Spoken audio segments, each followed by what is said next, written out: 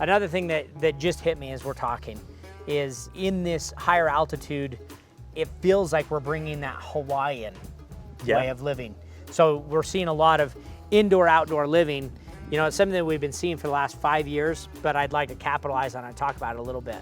So with these bigger homes, you know, you'll walk in and it has a grandeur view where it's an open layout.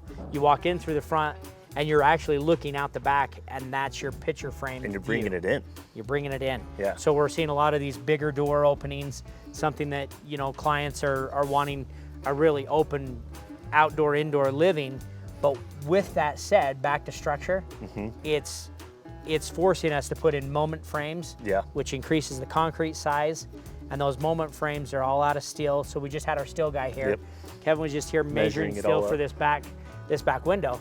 And that's kind of what clients want in this territory, in this climate. You know what I mean? Like you come into Promontory, beautiful neighborhood. You know what I mean? There's a lot of construction going on, which is cool to see. But I mean, this neighborhood's been around and it stood tall through a lot of turmoil, you know what I mean, through the past couple of years. Yeah, so a moment frame, basically, you either have to tie into a structural steel beam below the moment frame, which is on top of concrete usually, or on top of posts, which are on top of concrete. So basically the structure of a moment frame is very thought, you know, very planned out, I should say. You know what I mean? Because if I do a wood framed support, I'm actually having to double or even triple the size of what I would do with the steel support. The other benefit of having a moment frame is that moment frame acts as your shear.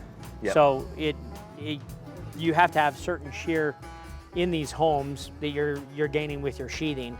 Well, I can't get that shear with a Hardy frame or a Simpson Strongwall frame because there's too much movement in the frame. So if I'm structurally setting and I'm anchoring steel posts and steel beams that are all structurally welded together, I can actually then get the shear of what would happen if there was an earthquake.